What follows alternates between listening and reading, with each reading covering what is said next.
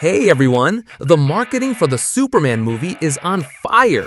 Over the past few days, we've seen a ton of character posters, new scenes, budget reveals, character bios with some spoilers, and so much more.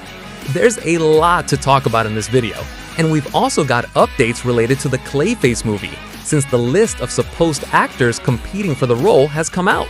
So, without further ado, let's dive into all the latest updates from DC. Starting with Superman, a movie theater chain in the US recently announced that the film will run for 2 hours and 9 minutes. And guess what? James Gunn confirmed that info shortly after. Before that, there were pages stating it would be 2 hours and 2 minutes, but Gunn shot that down since he was still making some adjustments. But now it's confirmed. Superman is set for a runtime of 2 hours and 9 minutes. And it's also confirmed that there'll be a post-credit scene, so don't leave the theater during the credits. Just a heads up. Moving on to other updates, we also got to see the character posters for the movie. First up, we had the reveal of the metahuman characters, then the villains, and it wrapped up with the team from the Daily Planet. Those posters are flashing on your screen now, and honestly, you can really see that the movie's marketing is doing great. Those are some stunning posters. I even saw some channels discussing the posters and pointing out Mr. Terrific's poster, since he's not wearing his jacket but just a tee. I'm thinking he's just without the jacket and sporting the shirt that's part of the Lortec uniforms. If we zoom in on the image, you can see the Lortec logo on the shirt, so I don't think it's a new look or a hint about him leaving the Justice Gang. It seems like he's just jacketless. The other posters are cool. Some are better than others, but overall, they look pretty nice.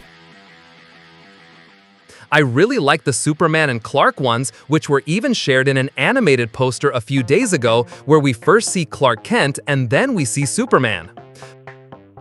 Plus, there have been several behind-the-scenes videos released, the most recent ones showing the robots from the Fortress and also Guy Gardner's haircut. In those behind-the-scenes clips, we get a bit more detail with James Gunn discussing the creation of the robots.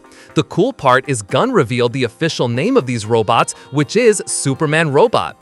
This is Superman Robot number 4, that's his legal name, played by Alan Tudyk. The one in the video is number 4, and it's fascinating to see everything behind their creation. It really was an incredible effort. The new scene from the film in this short video is probably the moment where Superman recovers in the fortress after that exposure to solar rays as we saw a while back, and Superman is gearing up to get back in the fight while number 4 says he needs to rest. Superman, you must rest. No can do, 4. I gotta get back to the fray. The other new scene features Guy Gardner and his haircut. In a short, funny clip, we see actor Nathan Fillion doing hair tests for the character, and they really tried out different cuts, but James Gunn wasn't having anything other than the bowl haircut. The new scene features Lois Lane interacting with Guy, which is a bit unexpected. It's a fun scene. I gotta admit, I enjoyed that. That haircut should be against your vows. That what? That what should be what? Also, there were some other behind-the-scenes videos released a while back that I haven't discussed here on the channel yet. Basically, one video shows David Corenswet training to become Superman, and the other is him interacting with kids on the set, which turned out really nice. I like that a lot. Other important information includes character descriptions from the children's book Superman Friends and Foes, which basically gives details about the characters who are friends of Supes and his enemies. Sure, it's a kid's book, and sometimes info from materials like that doesn't precisely match the film since there are some differences, but we can still get some basic info and little insights. Some of the details align with what we were already expecting from certain characters and even villains, giving us maybe some hints we'll discover in the film. Kicking off the descriptions, first up is Lex Luthor, who says, using his public image as a successful businessman to hide his real plans, Lex Luthor wants ways to destroy Superman and claim more power for himself worldwide. Then for Engineer, the description says, armed with millions of tiny robots called nanites, the metahuman known as Engineer can take control of any kind of technology.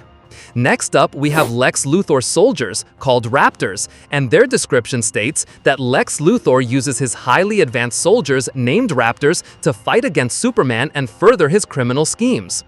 In the description of the kaiju, we first get the baby kaiju, where it's highlighted that these creatures can start small but grow quickly and become a huge threat to Metropolis.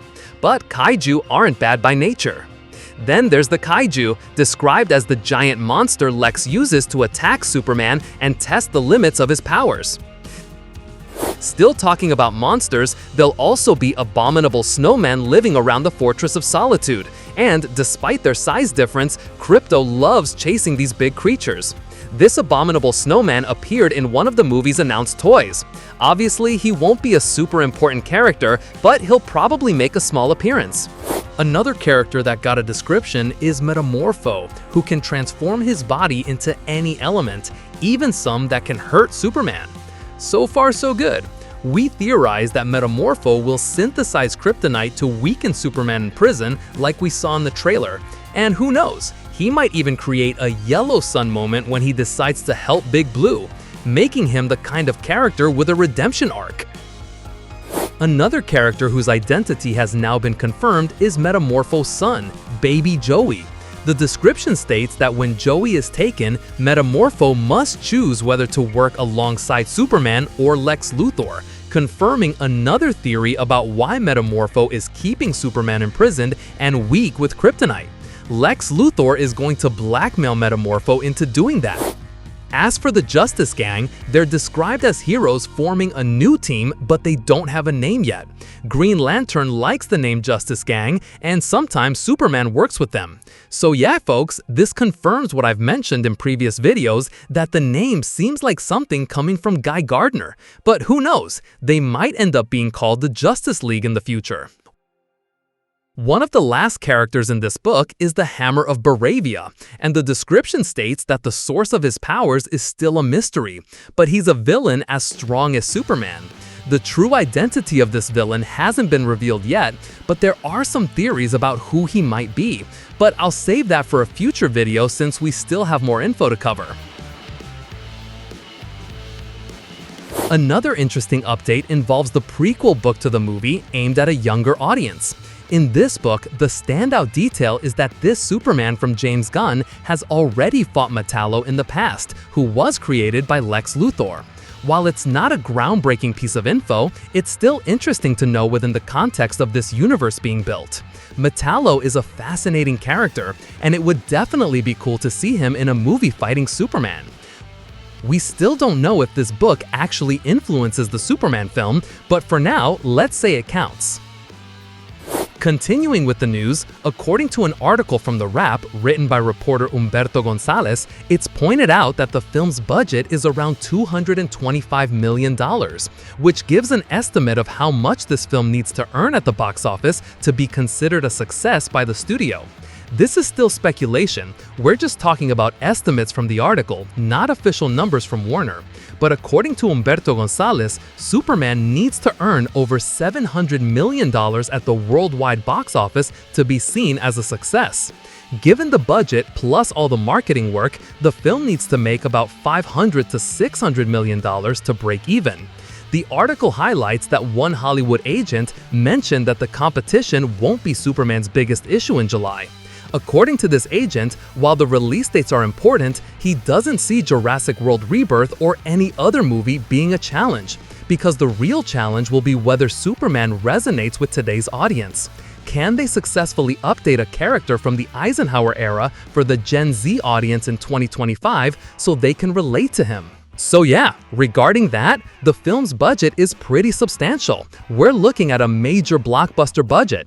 If $700 million is sufficient for Warner to consider it a success, then that shows the company isn't counting on this film making $1 billion right off the bat. But we still don't know. It could very well hit $1 billion. Meanwhile, 700 million is a believable number, and it shouldn't be too hard for Superman to pull that in at the box office, as long as the positive reception the teasers and trailers received carries over to the film itself. With the solid marketing campaign this movie has been running, the only thing missing for it to be a success is for it to actually be good. That'll only boost word of mouth, leading to more box office returns. For this to work out, the movie needs to be good and not divisive among the audience. Of course, some people won't like it, but the film can't end up with split opinions on whether it's good or not. To wrap up the updates in the DCU, we have some news about the Clayface movie. As per rumors circulating online, 4 actors are being eyed to play Clayface: George McKay, Tom Blythe, Jack O'Connell, and Leo Woodall. I gotta say, these 4 are solid choices for Clayface. Honestly, the deal is finding a good actor to nail the metalinguistic role of being an actor within the film's story. Plus, we're talking about a character who will have his face deformed and gain the ability to transform into anyone. So the main factor in choosing this actor for Clayface will be their acting skills. These actors are great, and personally, I think all the options are viable. But now, I want to know from you. Who's your pick for Clayface? Like the updates about Superman? Drop your thoughts in the comments, let's chat about it. And don't forget to smash that super like button, hit that subscribe button, and ring the super bell, because there's a lot of good stuff coming from DC, and we'll cover it all here to keep you informed, so subscribe and don't miss out.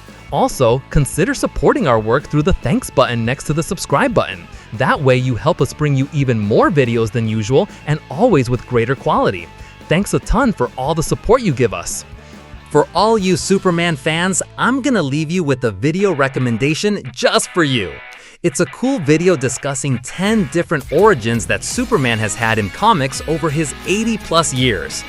And to keep up with all the news from the DCU from James Gunn, click on the playlist showing up next to the video or in the video description.